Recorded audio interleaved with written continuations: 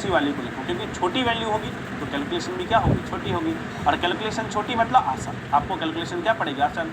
अगर आप बड़ी वैल्यू लेके चलोगे तो आपको लिए कैलकुलेशन क्या हो जाएगी, कॉम्प्लिकेटेड हो जाएगी, यानी कि टफ हो जाएगी। और आपको जो कैलकुलेशन है उसको कॉम्प्लिकेटेड नहीं करना है, टफ नहीं करना है, कैलकुलेशन को क्या करना है बच्चा, आसान करना है, ठीक है।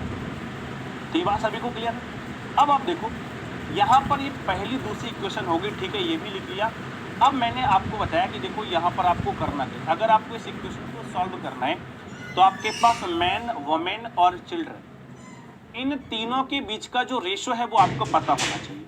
यानी आपको पता होना चाहिए कि एम, डब्ल्यू और सी, इन तीनों का अनुपात जो है वो क्या होगा। अगर आप ये निकाल लेते हैं तब तो ये क्वेश्चन सॉल्व हो जाएगा, और अगर आप ये नहीं निकाल पाते हैं तो क्वेश्चन सॉल्व नहीं होगा।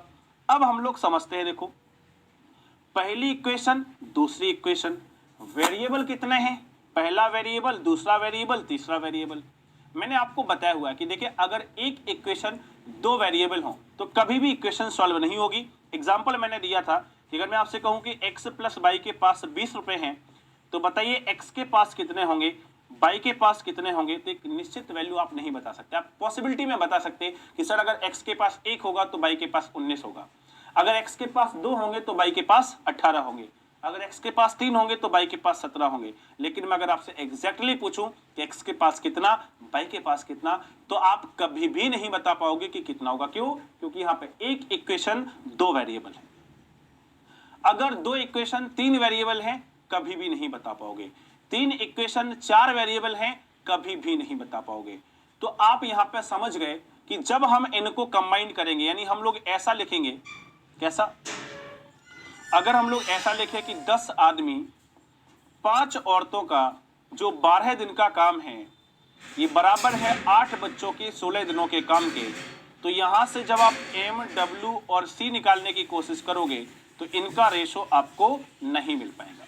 और जब बच्चा इनका रेशो आपको नहीं मिल पाएगा तो आपको पता है कि इसको आप कैलकुलेट भी नहीं कर पाओगे, यानी कि टी की वैल्यू यहां पर नहीं निकलेगी।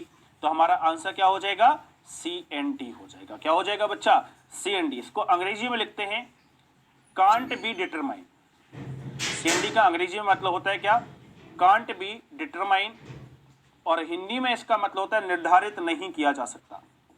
ठीक है, क्या नहीं किया जा सकता, निर्धारित नहीं किया जा सकता,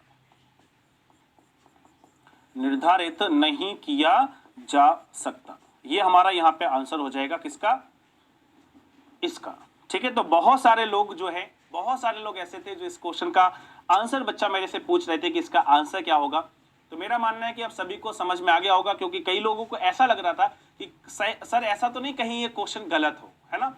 तो बेटा गलत नहीं है, ये क्वेश्चन बिल्कुल सही है, 100% ट्रू है। बहुत सारे लोगों को लग रहा था, लेकिन अब आप मेरी बात जो है वो सबको समझ में आ गई होगी कि हमारा जो यहाँ पे आंसर होगा वो क्या होगा, CND। लेकिन बच्चा CND देखो किसी भी ऑप्शन में नहीं है, तो नन ऑफ दीज और CND में मतलब भी अंतर जो है वो भी समझ लीजिएगा। अगर यहाँ पे एक ऑप्शन में मैं CND लिख दूं, अगर मैं CND लिख दूं और मैं ऑप्शन में नन ऑफ दीज भी रहने दूं, तो आप आंसर क्या लगाएंगे, CND लगाएंगे, ध्यान रखिएगा।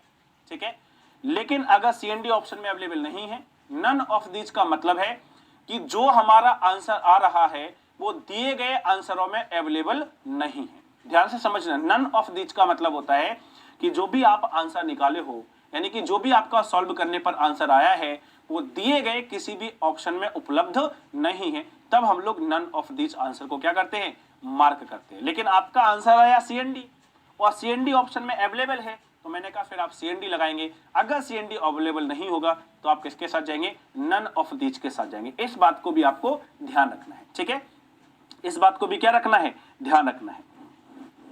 बिल्कुल बेटा ऐसे क्वेश्चन पूछे जा सकते हैं और पूछे जाते हैं संगीता, है ना। संगीता बेटा ऐसे क्वेश्चन पूछे जाते हैं डेफिनेटली।